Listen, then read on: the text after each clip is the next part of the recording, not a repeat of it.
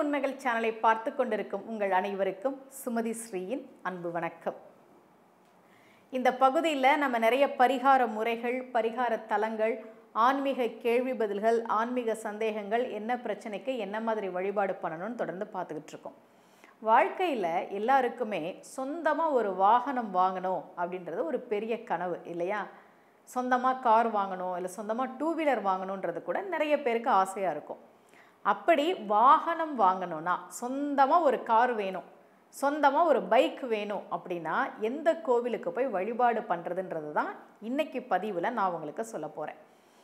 ஒரு ஜாதகத்தில் வாகன யோகம் இருக்கா அப்படின்றத 4ஆம் இடத்தை வச்சு சொல்லுவோம்.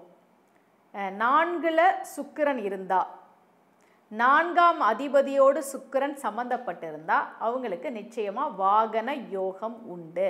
அந்த தசாபுத்தி வரணும், ஆனால் கண்டிப்பாக அவங்களுக்கு வாகனம் உண்டு. சில பேருக்கு 4ஆம் அதிபதியோட சனி தொடர்பு கொண்டு இருக்கும், அப்போ கனரக வாகனங்கள் வாங்குவதற்கான வாய்ப்பு உண்டு. இப்போ நெல் அறுக்கிறதுக்கெல்லாம் இயந்திரம் இருக்குது இல்லையா? நெல் அறுக்கிற இயந்திரம், டிராக்டர், இந்த மாதிரிலாம் இருக்குது இல்லையா? இதுக்கெல்லாம் 4ஆம் அதிபதியோட செவ்வாய் சம்மந்தப்பட்டிருந்தால் இந்த மாதிரி வாகனங்களை அவங்க வாங்க முடியும். எப்படி பார்த்தாலும் ஒரு ஜாதகத்தில் 4ஆம் இடம், 4ல் என்ன கிரகம் இருக்குது, 4ஆம் அதிபதி எங்கே இருக்குது, சுக்கிரனுடைய தொடர்பு இருக்கா, இதெல்லாம் பார்த்து 4ஆம் அதிபதியோடு என்னென்ன கிரகங்கள் தொடர்பு கொள்ளுது அப்படின்றத பார்த்து அவங்களுக்கு வாகன யோகம் இருக்கா, என்ன மாதிரி வாகனம் அமையும் அப்படின்றத நாம் சொல்ல முடியும். இந்த நிகழ்ச்சியை பார்த்துட்ருக்க உங்களில் யாராவது நாங்கள் ரொம்ப நாளாக சொந்தமாக கார் வாங்கணும்னு நினச்சிட்டே இருக்கோம், எங்களுக்கு ஒரு கார் வேணும், இல்லை ஒரு பைக்கு கூட எங்களால் வாங்க முடியல, எப்படியாவது சொந்தமாக ஒரு பைக் வாங்கணும்னு ஆசைப்படுறோம் அப்படின்னு நினச்சிங்கன்னா இந்த கோவிலுக்கு போங்க, வழிபாடு பண்ணுங்க. நிச்சயமாக இங்கே வந்து வழிபாடு செய்பவர்களுக்கு சொந்தமாக வாகனம் அமையும் என்பது நம்பிக்கை. அப்படி என்ன கோவில் அந்த கோவில்னா திருவாதவூர், மதுரைக்கு பக்கத்தில் இருக்குது. ரொம்ப அற்புதமான கோவில் அந்த கோவில். அந்த கோவிலினுடைய வரலாறு, எதனால அதுக்கு திருவாதவூர்னு பேர் வந்துச்சு, அந்த கோவிலுடைய சிறப்பெல்லாம் நான் உங்களுக்கு இன்னொரு பதிவில் தனியாக சொல்கிறேன். இப்போ வாகனம் வாங்குறதுக்கு இந்த கோவிலுக்கு போகணும் ஏன் அப்படின்றத மட்டும் நான் சொல்கிறேன். மதுரைக்கு பக்கத்தில் இருக்கக்கூடிய திருவாதவூர், இங்கே இருக்கக்கூடிய சிவபெருமானுக்கு திருமறைநாதர்னு பேர், அம்பிகைக்கு வேதநாயகின்னு திருநாமம். வேதநாயகி உடனுரை திருமறைநாதராக சிவபெருமான் அருள்பாலிக்கிற அற்புதமான தலம் இந்த தலம் திருவாதவூர். இங்கே பைரவர் இருக்கிறார். பைரவரினுடைய வாகனம் என்ன நம்ம எல்லாருக்கும் தெரியும், சுவானம். அது என்னமோ புதுசாக இருக்குது, பைரவருடைய வாகனம் நாய் தானே, நீங்கள் ஏதோ வேறு பேர் சொல்கிறீங்களே அப்படின்னு நீங்கள் நினைக்கிறது தெரியுது. சுவானம் அப்படின்னா நாய்னு அர்த்தம். பைரவரினுடைய வாகனம் நாய் இல்லையா? இங்கே இருக்கக்கூடிய சிவபெருமான் ஒரு திருவிளையாடல் பண்ணுறார். பைரவரினுடைய வாகனத்தை மறைச்சி வச்சிட்டார். இப்போ பைரவர் இங்கே வந்து பார்க்கும்போது இங்கே இருக்கக்கூடிய சிவபெருமான், 2 பேருமே சிவபெருமான் தான், இவரும் சிவபெருமான் தான், இவரும் சிவபெருமானுடைய ஒரு வடிவம் தான். நமக்கு வழிகாட்டுவதற்காக தெய்வங்கள் இப்படியெல்லாம் திருவிளையாடல்களை நிகழ்த்தி இருக்கிறார்கள். இப்போ அந்த பைரவரினுடைய வாகனமான நாயை கொஞ்சம் மறைச்சி வச்சிட்டார். மறைச்சி வச்சுட்டு அதன் பிறகு இங்கே இருக்கக்கூடிய திருமறைநாதர் பைரவருக்கு அவருடைய வாகனத்தை திருப்பி கொடுத்தார் என்பது தல வரலாறு.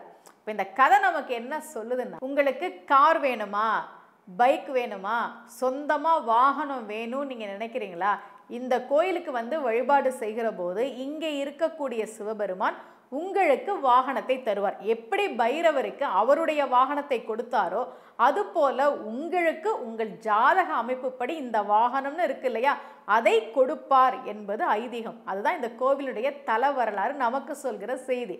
அதனால தான் யாரெல்லாம் சொந்தமாக வாகனம் வாங்கணும்னு நினைக்கிறாங்களோ அவங்க இந்த கோயிலுக்கு வரணும் அப்படின்னு சொல்லுவாங்க. இந்த கோவிலுடைய தலவிருட்சம் மகிழ மரம். ரொம்ப அற்புதமான கோவில் இந்த கோவில். இங்கே இருக்கக்கூடிய சனி பகவான் இருக்கிறாரு, ரொம்ப விசேஷம். இதெல்லாம் பற்றி நான் உங்களுக்கு அடுத்த பதிவில் நான் தனியாக சொல்கிறேன். இப்போ நாங்கள் ஒரு கார் வாங்கணும்னு நினச்சிக்கிட்டு இருக்கிறோம், ரொம்ப நாளாக அது தள்ளி போயிட்டே இருக்குது, ஒரு பைக்காவது வாங்கணும்னு பார்க்குறோம், முடியல. சில பெண்கள் என்கிட்ட சொல்லுவாங்க, நிறைய பெண்கள் என்கிட்ட பேசுவாங்க இல்லையா, அவங்க சொல்லுவாங்க, ஆஃபீஸ்க்கு போகிறோம், பஸ்ஸு பிடிச்சி ஷேர் ஆட்டோ பிடிச்சி போகிறதே ரொம்ப கஷ்டமாக இருக்குது, எனக்குன்னு ஒரு ஸ்கூட்டி இருந்தால் அது ரொம்ப ஈஸியாக இருக்கும், ஆனால் வீட்டில் கேட்டு பார்க்குறேன், வீட்டு சூழல் ஒரு ஸ்கூட்டி வாங்குறதுக்கான வசதி இப்போதைக்கு இல்லை. எனக்கு மட்டும் ஸ்கூட்டி இருந்துச்சுன்னா அது எவ்வளோ வசதியாக இருக்கும் தெரியுமா? கடைக்கெல்லாம் போகணுன்னா நடந்து நடந்து போக வேண்டியிருக்கு, ஆஃபீஸ்க்கு 2 பஸ்ஸு மாறி போக வேண்டியிருக்கு, ஆட்டோவில் இடிச்சு பிடிச்சி போக வேண்டியிருக்கு. இந்த மாதிரி நிறைய பெண்கள் என்கிட்ட பேசும்போது சொல்லுவாங்க, ஒரு ஸ்கூட்டி மட்டும் இருந்துச்சுன்னாம்மா எனக்கு கஷ்டமே இல்லைம்மா, நான் பாட்டுக்கு போயிட்டு வருவேம்மா அப்படின்னு சொல்லுவாங்க. அதனால பெண்கள் கூட இந்த நிகழ்ச்சியை பார்த்துட்டு இருக்கிறவங்க, ரொம்ப நாளாக நான் ஒரு ஸ்கூட்டி வாங்கணும்னு நினைக்கிறேன், இந்த மாதிரிலாம் இருந்ததுன்னா வாகன யோகத்தை தரக்கூடிய கோவிலாக இந்த கோவில் இருக்கிற காரணத்தால் இங்கே வந்து நாம் மனம் உருகி வழிபாடு செய்கிற போது ஒரு வாகன யோகத்தை இந்த ஆலய வழிபாடு ஏற்படுத்தி தரும் என்பது நம்பிக்கை. எப்போதுமே ஒரு கோவிலுக்கு போய் நம்ம பிரார்த்தனை பண்ணும்போது நம்ம எதுக்காக பிரார்த்தனை பண்ணோமோ அது நிறைவேறுவதற்கான வழியை அங்கே இருக்கக்கூடிய பிரபஞ்ச சக்தி நமக்கு நிச்சயமாக ஏற்படுத்தி கொடுக்கும். அதனால தான் ஒவ்வொரு பிரச்சனைக்கும் ஒரு கோவிலை கட்டி வச்சாங்க. குழந்தை இல்லையா இங்கே போங்க, கல்யாணம் ஆகணுமா இங்கே போங்க, கடன் பிரச்சனையா இங்கே போங்க. அது மாதிரி வாகன யோகம் தருகிற கோவிலாக மதுரைக்கு பக்கத்தில் இருக்கக்கூடிய வேதநாயகி உடனுரை திருமறைநாதர் அருள்பாலிக்கிற திருவாதவூர் கோவில் இருக்கிற காரணத்தால் யாருக்கெல்லாம் வாகனம் வேணும்னு நினைக்கிறீங்களோ இங்கே வந்து வழிபாடு செய்து அதற்கான வாய்ப்பு கிடைக்கப் பெறுவதை நீங்கள் உணர்வீர்கள். மீண்டும் சந்திக்கலாம். அனைவருக்கும் அன்புடன் சுமதி ஸ்ரீ.